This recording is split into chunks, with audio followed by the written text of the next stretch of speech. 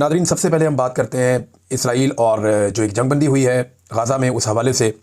और अमेरिकन ने यकीन दहानी करवाई थी, पाकिस्तान ने इसके ऊपर बहुत ताशे बजाए थे, बड़ी खुशियां मनाई थी और ये कहा गया था कि दोबारा सीज़ फायर की वायलेशन नहीं होगी और गाज़ा में अमन आ गया।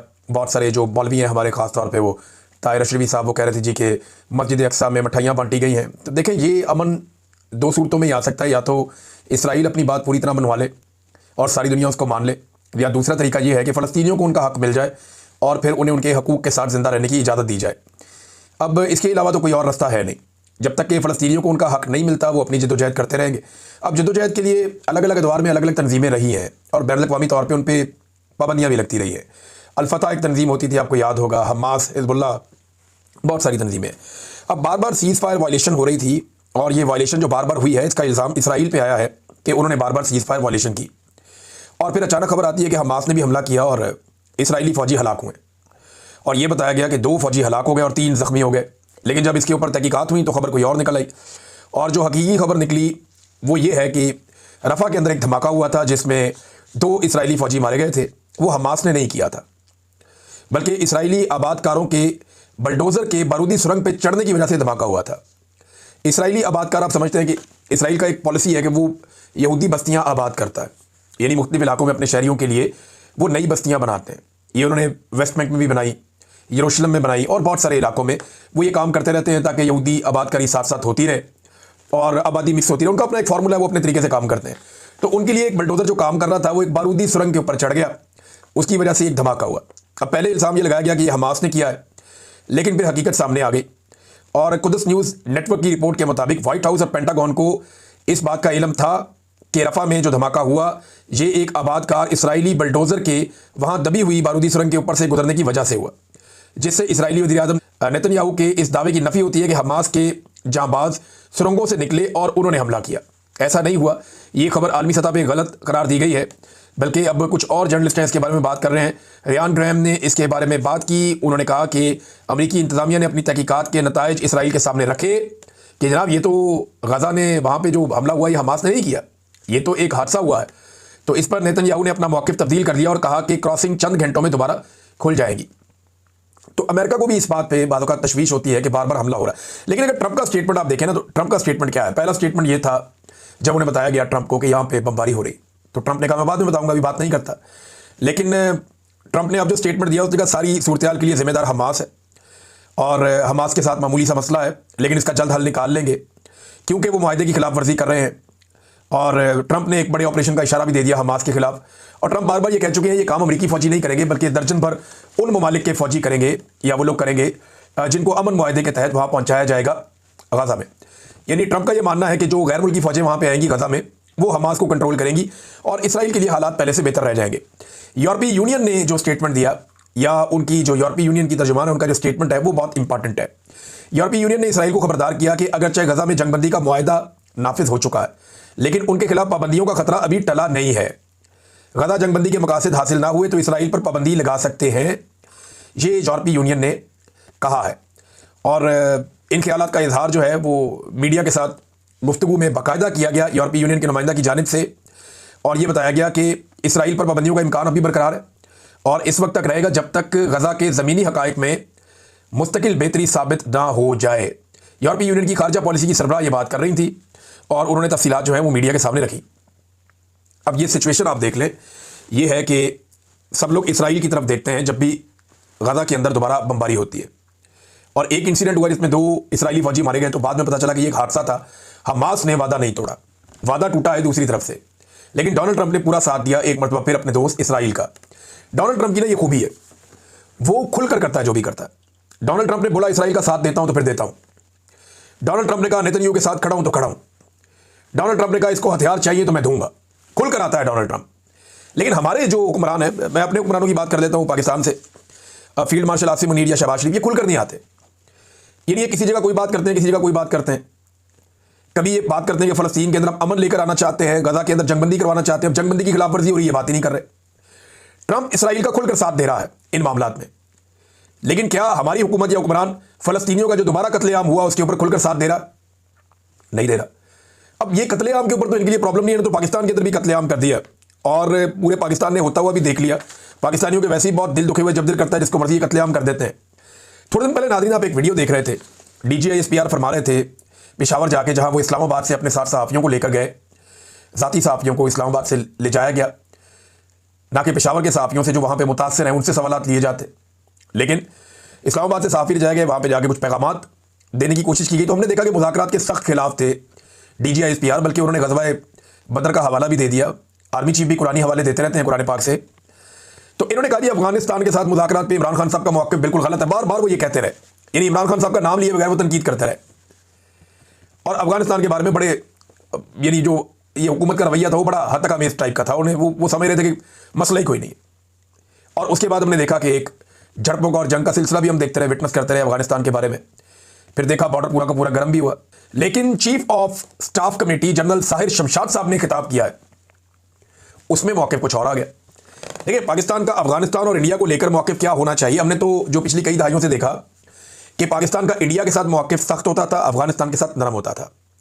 पाकिस्तान इंडिया को कहता था एक दुश्मन मुल्क है, कश्मीर की आज़ादी तक हम पीछे नहीं हटेंगे, और अफगानिस्तान के बारे में पाकिस्तान कहता था एक बरादर इस्लामी मुल्क है, हम अपने मामलात इनके साथ बेहतर करेंगे, तिजारत भी बढ़ाएंगे, हालात को बेहतर करेंगे। लेकिन अब उल्टा काम हो रहा। DGI-SPR या पाकिस्तान की जो पॉलिसी है वो अफगानिस्तान की एंटी हो गई, जबकि इमरान खान साहब कह रहे हैं ये मत करो, और इंडिया के प्रो हो गई। साहिर शमशाद साहब का जरा स्टेटमेंट आप सुनिए, ये 2-4 लोगों ने रिपोर्ट किया, मैं आपके सामने रख देता हूं, मैं सुन भी रहा था उनका खुद भी स्टेटमेंट। उन्होंने कहा जी पाकिस्तान कशीदगी नहीं बल्कि अमन चाहता, हम भारत के साथ कश्मीर समेत तमाम मसाइल पर, तनाज़ात के ऊपर बातचीत के लिए तैयार हैं। और साथ ही लेकिन उन्होंने कहा भारतीय आर्मी सियासत ज़दा है, और जो उनके सियासतदान है वो अस्करियत ज़दा है। ये तो प्रॉब्लम पाकिस्तान में भी है, पाकिस्तान की फ़ौज भी सियासत कर रही है बड़े लंबे अरसे से, और पाकिस्तान के सियासतदान जो हैं वो फ़ौज के अंडर काम कर रहे हैं बड़े लंबे अरसे से। ये प्रॉब्लम तो यहाँ पाकिस्तान में है। लेकिन चले इसको छोड़ दें, इंडिया के साथ डायलॉग करना चाहते हैं, इंडिया के साथ मुज़ाकरात करने के लिए तैयार हैं, कश्मीर समेत तमाम तनाज़ात पे हम हल करना चाहते हैं डायलॉग के जरिए, मुज़ाकरात के जरिए, ताकि दोनों कायम रहे और एक इज्जत के साथ डायलॉग हो जाए। लेकिन अफगानिस्तान के साथ डायलॉग नहीं करना चाहते। इंडिया जो बार बार पाकिस्तान पर दहशतगर्दी का इल्जाम लगाता है, इंडिया जो पाकिस्तान के ऊपर बार बार पाबंदियां लगवाने की कोशिश करता है, इंडिया जो बार बार पाकिस्तान के ऊपर अटैक करता है झूठे इल्जाम लगा के, उसके साथ कहते हैं कि डायलॉग करना है, मुज़ाकरात करना, हमारी ख्वाहिश करना चाहते हैं। लेकिन अफगानिस्तान जो बार बार पाकिस्तान की तरफ हाथ बढ़ाता रहा, और इमरान खान साहब कहते रहे कि ये मामला हमारे हाथ से निकल जाएगा, हमें चाहिए कि इनके साथ बैठे, वहां पर हम नफरत फैलाते रहे। तो एक पाकिस्तान की पॉलिसी का कोई समझ नहीं आता कि पाकिस्तान जाना किस तरफ चाहता है, और ये पॉलिसी बनाकर चलाना किस तरीके से चाह रहे हैं सारे निज़ाम को। अब एक और खबर देखें नाज़रीन, ये बड़ी इंटरेस्टिंग खबर है। खबर चल रही है कि साद रिजवी साहब के 95 अकाउंट्स पकड़े गए, और उनमें कहते हैं जी कुछ सूदी अकाउंट थे और कुछ इतना पैसा और ये और वो, बहुत पकड़ दिया जी। साद रिजवी साहब तहरीक लब्बैक के अकाउंट पकड़े गए जनाब, वो ये कहते हैं। लेकिन सवाल ये है कि अब क्यों पकड़े गए? अगर कोई 2 नंबरी हो रही थी तो अब तो नहीं हो रही, बहुत पहले से हो रही होगी, पहले पकड़ लेते। बेशुमार मौलवी और भी है पाकिस्तान में, उनके अकाउंट क्यों नहीं पकड़े जाते, अब इनके क्यों पकड़े जा रहे हैं? आज का बड़ा सवाल नहीं है, ये नहीं है कि जनाब साद रिजवी के कितने अकाउंट हैं, साद रिजवी के घर से क्या मिला। बड़ा सवाल ये है कि साद रिजवी और उसका भाई ये दोनों गए कहां। बड़ा सवाल ये है कि जो कत्लेआम हुआ मुरीद के में, उसमें कितने लोग शहीद हुए। बड़ा सवाल ये है कि उन लोगों की लाशें कहां गई। बड़ा सवाल ये है कि जख्मी कितने और वो कहां हैं। बड़ा सवाल ये है कि क्या इन्होंने आगे से गोली चलाई। हमारे पास तो एक भी विजुअल नहीं है, हमें तो ये निहत्ते नजर आ रहे थे। मुझे इनकी पॉलिसी से इख्तलाफ रहा हमेशा, इनके सियासी तर्ज अमल से इख्तलाफ रहा हमेशा, लेकिन मैं कभी भी इसकी हमायत नहीं कर सकता कि निहत्ते लोगों को घेरा डाल के मार दिया जाए। मैंने पहले भी हमेशा कहा कि नहीं, निहत्ते लोगों को घेरा डाल के मारना मुनासिब बात नहीं है। हाँ, अगर कोई कानून हाथ में ले, गोली चला रहा हो तो आप उसके ऊपर गोली चला सकते हैं, लेकिन इतने सारे बंदे मार दिए। अब जो रिपोर्टें आ रही हैं, जो तरीके लब्बैक के लोग क्लेम कर रहे हैं, वो तो बहुत खौफनाक है। जो समा टीवी ने चलाया, हुकूमती टीवी चैनल ने, एक हुकूमती वजीर है उसका टीवी चैनल है, उसने जो चीज़ें चलाई वो बड़ी खौफनाक है। मरीम नवाज के सिक्योरिटी के शदीद तरीन इशूज़ हो गए हैं, बड़े सीरियस, और उनकी फैमिली के भी बड़े सीरियस इशूज़ हो गए हैं सिक्योरिटी के। अब उन्हें बहुत मोहतात रहना चाहिए, और उन्हें मोहतात रहना पड़ेगा, क्योंकि ये एक अजीबोगरीब सिलसिला पंजाब में शुरू कर दिया गया। जिसको दिल किया कत्ल कर दिया, वो पुलिस निकाल के जेलों से बंदे मारी जा रही है। पुलिस एक के बाद एक इनकाउंटर करती चली जा रही है। सबसे आसान तरीका ढूंढा, बंदा उठाओ, बंदे को कत्ल कर दो। और इतनी कत्लो गारतगिरी के बावजूद पंजाब में कम होना चाहिए ना क्राइम रेट, वो कम नहीं हो रहा, बढ़ रहा। 11% जराइम में पंजाब में इजाफा हो गया। अब ये क्राइम पता कब होता है ज़्यादा? जब लोगों के पास कारोबार नहीं होता, काम नहीं होता, जब लोगों के पास रोजगार नहीं होता, जब गुर्बत बहुत बढ़ती है, मजबूरियां लोगों की बढ़ती हैं, तो बाद औक़ात जराइम इसकी वजह से भी बढ़ते हैं। फिर हमारी पुलिस जराइम को रिपोर्ट भी नहीं करती। लेकिन अब रिपोर्ट जितने हुए हैं उनमें भी आप ये देख लें कि बड़े पैमाने पर जराइम में इजाफा होता चला जा रहा है, कंट्रोल नहीं हो रहा। अब पाकिस्तान में करप्ट होना कोई मसला नहीं है, बेईमान होना कोई मसला नहीं है। मुल्क लूटना, कौमी खजाना लूटना, जराइम पेशा होना, अवाम से फ्रॉड करना, ये कोई जुर्म नहीं है अगर आपके ताल्लुकात एस्टेब्लिशमेंट के साथ ठीक है तो। लेकिन अगर आपके साथ ताल्लुकात एस्टेब्लिशमेंट के ठीक नहीं है या आप उनके बयानिए की हमायत नहीं कर रहे, तो फिर आपकी डिग्री जाली निकलेगी, फिर आप चोर भी हैं, फिर आप डाकू भी हैं, फिर आपके फॉर्म 45 असली भी होंगे तो वो जाली हो जाएंगे, फारिग हो जाएंगे, आपके बैंक अकाउंट बंद हो जाएंगे, आपका नाम ईसीएल में डल जाएगा, आपके खानदान के बैंक अकाउंट बंद हो जाएंगे, आपकी हलाल की कमाई भी हराम हो जाएगी। अगर आपके एस्टेब्लिशमेंट के साथ ताल्लुकात ठीक नहीं है तो हर तरह की तोहमतें आपके ऊपर देगी, आपके ऊपर इद्दत जैसा घटिया केस भी हो सकता है, आप मुल्क दुश्मन भी होंगे और गद्दार भी होंगे। अगर आपने कहीं एस्टेब्लिशमेंट के किसी पॉइंट ऑफ व्यू से इख्तलाफ कर लिया तो फिर यह सब कुछ आपके साथ होगा। नाज़रीन, खैबर पख्तूनख्वा चलते हैं, वहां से बड़ी इंपॉर्टेंट खबरें हैं। नंबर एक तो यह है कि जो बुलेट प्रूफ गाड़ियां दी थी 3 दिन पहले मोहसिन नकवी ने आईजी खैबर पख्तूनख्वा को, वो सुहेल अफरीदी साहब ने वापस कर दी। उन्होंने कहा जी ये यूनाइटेड नेशन की जो गाड़ियां हैं ये एक्सपायर्ड गाड़ियां हैं और ये गाड़ियां किसी काम की नहीं है। ये गाड़ियां हमने इसलिए वापस कर दी हैं कि हमें वो गाड़ियां दी गई जिनके तो काम निकलना शुरू हो गया, पुरानी गाड़ियां। अब इसके ऊपर हुकूमत कह रही है हमने बड़ी आला क्वालिटी की बड़ी ज़बरदस्त गाड़ियां दी हैं खैबर पख्तूनख्वा को, उन्होंने वापस कर दी। उन्होंने कहा जनाब हमको इतने गए गुजरे कि आपने गाड़ियां में दे दी, इनका काम करवाएं, इनको चलाएं, ये गाड़ियां ठीक नहीं है, एक्सपायर्ड। देखिए ये जो होती है ना बुलेट प्रूफ गाड़ी, ये बड़ी हसास गाड़ी होती है। वो मैंने एक रखी है तो मुझे आइडिया है, वो पुरानी गाड़ी है बहुत, इतनी महंगी मैं अफोर्ड नहीं कर सकता नई गाड़ी, तो मैं पुरानी थी मेरे पास। तो मेरे वालिद ऑटोमोबाइल इंजीनियर हैं, वो रोजाना कोई ना कोई उसका काम करते ही रहते थे, यानी कोई ना कोई बंदा आया होता था, वो कोई ना कोई काम उसका कर ही रहा होता था, कोई ना कोई पुर्जा उसका निकल रहा होता था, कोई नया डाल ही रहा होता था, कोई ना कोई चीज़ उसकी रिपेयर होने के लिए गई होती थी। तो ये क्योंकि बहुत वजनी गाड़ी होती है, ये जितनी मर्जी अच्छी गाड़ी हो इसका काम निकलता रहता है। ये पुरानी हो जाए तो ये फिर वो आप ऑपरेशनल कामों के अंदर इसको इस्तेमाल नहीं कर सकते, ज़्यादा पुरानी हो जाए तो ये अब उनको इस तरह की गाड़ियाँ दे दी गई, तो उन्होंने एहतजाजन वापस कर दी। जनाब ये आप हमें समझते क्या है? तो उन्होंने जो खैबर पख्तूनख्वा के चीफ मिनिस्टर सुहेल अफरीदी उन्होंने वापस कर दी और साथ ही उन्होंने ऐलान किया कि जुमे को वो 4 सद्दा में जा रहे हैं, हफ्ते को खैबर एजेंसी में जा रहे हैं कन्वेंशन करने के लिए, और एतवार को करक में जा रहे हैं कन्वेंशन करने के लिए, और जरगा का अलग से ऐलान किया हुआ है सुहेल अफरीदी ने। तो ये बड़ी एक्टिविटीज़ हैं जो होने जा रही हैं खैबर पख्तूनख्वा में। अब ये कोई इतनी एस्टेब्लिशमेंट को पसंद नहीं आएगी, और उनके ऊपर सुहेल अफरीदी पे एक प्रोपेगेंडा ये किया जा रहा है कि वो कोई लॉ एंड ऑर्डर की मीटिंग थी जिसमें उसने शमूलियत नहीं की तो उसने बड़ा जुल्म किया। तो सुहेल अफरीदी ने बताया कि जनाब ये लॉ एंड ऑर्डर की नहीं थी मीटिंग, बल्कि ये जो मीटिंग थी ये 2 चीज़ों पे थी, वो दोनों चीज़ें उन्होंने बताई। एक तो मीटिंग जो थी वो फूड सिक्योरिटी पे थी और दूसरा अफगान मुहाजिरीन पे थी, इसमें लॉ एंड ऑर्डर का मसला नहीं था। और वैसे भी जुनैद अकबर ने कहा कि जी आप जितनी मर्जी मरतबा बुलाएं हम नहीं जाएंगे जब तक इमरान खान की मुलाकात सुहेल अफरीदी से नहीं करवाई जाएगी। बल्कि उन्होंने ये भी बताया जुनैद अकबर ने कि इमरान खान को जब ये बताया गया कि अली अमीन गंडापुर के मुताबिक कोई 22 बंदे ऐसे हैं जो एस्टेब्लिशमेंट को एफिडेविट दे चुके हैं बयान हल्फी कि जनाब जब आप कहेंगे जहां कहेंगे हम वह वोट डाल देंगे, तो ये जो 22 बंदे हैं ये हमारे हाथ से निकल जाएंगे। इन्हीं 22 बंदों का दबाव डाल के अली अमीन गंडापुर ने सेनेट के इलेक्शन में अरकान को कहा था कि जी इसको नहीं ले सकते, हमारे 22 बंदे बिके हुए हैं, बिला मुकाबला करवा लो, मुकाबला हो गया तो बढ़ जाएंगे।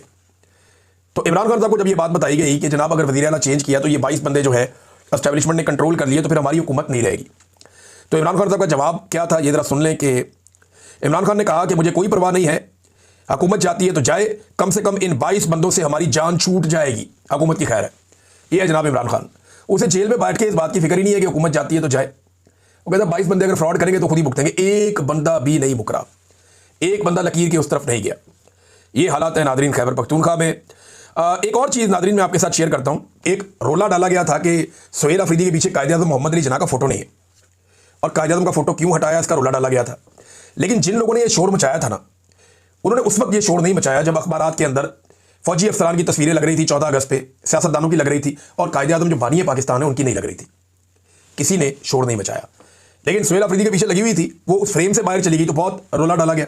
अब जनाब सोशल मीडिया ने रोजाना ही काम पकड़ लिया है। जरदारी अपने दफ्तर में बैठे, शहबाज शरीफ बैठे, मरियम, बिलावल, मुराद, कोई भी बैठे अपने अपने ऑफिस में, तो मुरादरी शाह बैठे, कोई भी, तो वो तस्वीर निकाल के लगा देते हैं जनाब इस तस्वीर में कहाँ है कायद-ए-आज़म। कहीं पे भुट्टो की तस्वीर लगी होगी, कहीं नवाज शरीफ की तस्वीर लगी होगी, कहीं किसी और की लगी होगी, हर जगह से कायद-ए-आज़म गायब है। लेकिन हराम है कि कोई बंदा आवाज़ उठाए इस पर।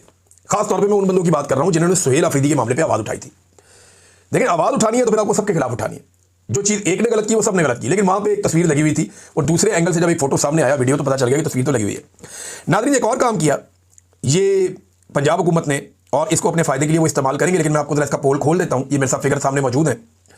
पंजाब हुकूमत ने बड़ी महंगी गाड़ियाँ जनाब तैयार कर ली, और ये गाड़ियाँ मंगवा ली और खड़ी कर दी लाइन में। ये 15 गाड़ियाँ हैं, और इनको एंटी स्मोक व्हीकल्स कह सकते हैं या एंटी स्मोक गन का आप इसका नाम दे सकते हैं। इन गाड़ियों के ऊपर ना वो लगे होते हैं वाटर बॉक्सर्स, और पीछे गन लगी होती है जिसके जरिए से पानी की बूंदें हवा में छोड़ी जाती हैं बहुत तेज़, और बहुत फैला के छोड़ी जाती है। फुहार नहीं होती, इस तरह छोड़ी जाती हैं, पानी की फुहार छोड़ी जाती है हवा के अंदर।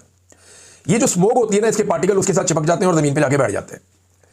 ये हवा से जितना ऊपर चली जाए वहां तक ये कंट्रोल कर देती है, और वक्ती तौर पे जहां से ये गुजरती है वहां पे थोड़ी देर के लिए स्मोक कम हो जाती है। ये 15 गाड़ियां लाके दिखावा किया गया, जनाब हमने बहुत बड़ा कारनामा कर दिया। ये 15 गाड़ियां लाहौर का एक टाउन भी नहीं, एक इलाका भी नहीं, एक यूनियन काउंसिल भी नहीं संभाल सकती। 15 गाड़ियां लाहौर का एक यूनियन काउंसिल कंट्रोल नहीं कर सकती। तो लाहौर के अंदर एक एक टाउन में कितने कितने यूनियन काउंसिल्स हैं, और टोटल 7 टाउन हैं लाहौर में, जो मैंने लास्ट पढ़ा था। इतना बड़ा शहर है कि एक यूनियन काउंसिल को कंट्रोल कर नहीं सकती ये गाड़ियां 15, और इन्होंने लाके पूरे शहर के लिए दे दी। ये 150 गाड़ियों की बजाय 500 गाड़ियां भी रहे ना, फिर भी नहीं हो सकता लाहौर में स्मोक का कंट्रोल। और पैसे कौम के जाया कर रहे हैं सिर्फ अपनी इश्तेहारबाजी के चक्कर में। ये हो सकता है कि स्कूल के बाहर खड़ा कर दें या वज़ीर के दफ्तर के बाहर लगा लेंगे, यहाँ पे पोल्यूशन नहीं होनी चाहिए, इसको फेंकते रहो फुहार को, स्मोक नीचे गिरती रहे। या एक कोई असेंबली के बाहर कर दो, या कोई एक हाई कोर्ट के बाहर कर दो, थोड़ा सा वहाँ पे जरा थोड़ा माहौल बन जाए, सफाई सुथराई हो जाए। लेकिन देखिए इसमें चंद चीज़ें, एक तो इसमें लेबर लगती है, इसमें पानी बहुत ज़्यादा ज़ाया होता है। आपके पास पानी की पहले किल्लत है, आप ये कर लें, पानी इसमें ज़ाया होता है, लेबर लगती है, पैसा लगता है। तो आपका पैसा तो बहुत लगेगा ये काम करते, इसको चलाने के लिए भी पैसा होता है, इसको खरीदने के लिए भी पैसा होता है। लेकिन क्या ये काम करता है? ये मॉडल पहले अपनाया गया था दिल्ली में, इंडिया में, वहाँ बहुत सीरियस इशू है पोल्यूशन का। दिल्ली ने इसके ऊपर चंद सालों से काम किया और उन्होंने बहुत सारी जगहों पे ये लगाए, उनकी बेशतर मशीनें खराब हो गई, और उनके पास नतीजा ये है कि इसको कामयाब नहीं करार दिया जा सकता वहाँ पे। यानी अभी मैंने खोला, ये मैं एयर क्वालिटी इंडेक्स निकाल के मैंने इसको रिसर्च कर लिया। दिल्ली में जो इस वक्त एयर क्वालिटी इंडेक्स है वो 590 और खतरनाक हद तक ज़्यादा है। दूसरा शहर लाहौर है, तीसरा कोलकाता है, चौथा जो है वो ताशकंद है उज़्बेकिस्तान का, पांचवा मुंबई है, छठा कराची है। तो हमारे शहरों की तो बेड़ा ही गर्क है, और हमारे शहर जो खतरनाक हद तक जो है वो अनहेल्दी है रहने के लिए। अब क्या ये जो गन्स हैं या एंटी स्मोक गन्स, ये जब दिल्ली में काम नहीं कर रही, वो आज भी दुनिया में पोल्यूशन में नंबर 1 शहर है, तो पाकिस्तान में कैसे काम करेगी? ये सिर्फ एक दिखावा है, दिखाने के लिए लेकर आए। जितनी देर इसको चलाएंगे उतनी देर के लिए थोड़ा सा ये माहौल बनेगा, इसको बंद करेंगे 2 घंटे के बाद वही सिचुएशन होगी। कोई फर्क नहीं पड़ता इससे। इसका फर्क पड़ेगा जब तक आप पॉलिसी को तब्दील नहीं करेंगे। आपको बहुत बड़े पैमाने पे प्लांटेशन करनी चाहिए, आपको जितनी भी जहरीली गैसें छोड़ने वाले आपके छोटे बड़े यूनिट्स हैं उन सबको बंद करना चाहिए। पाकिस्तान में सख्त कवानीन बनाकर उनको अप्लाई करना चाहिए। ये बरतानिया में लोग बताते हैं कि पहले बहुत ज़्यादा स्मोक होती थी, बड़े बुरे हालात होते थे, और आज बेहतरीन है, किसी जगह पे ज़रा भी प्रॉब्लम नहीं है, बिल्कुल हेल्दी यहाँ पे एयर है। पूरी दुनिया के अंदर और बहुत सारी जगहों में बड़ी ज़बरदस्त है। पाकिस्तान में कई इलाके हैं जहाँ पे हवा बहुत अच्छी है। तो आपको ये देखना पड़ेगा कि आपने कौन से इकदामात लेने हैं, और ये फौरी तौर पे हो नहीं सकता। बहरहाल दिखावा है, शुरू तो इन्होंने कर दिया है, पैसा कौम का ज़ाया करते जा रहे हैं, क्योंकि इनके ऊपर भी ये मरीम नवाज के फोटो चिपका देंगे, और क्या करेंगे? फोटोगर्दी के अलावा इनको आता ही क्या है?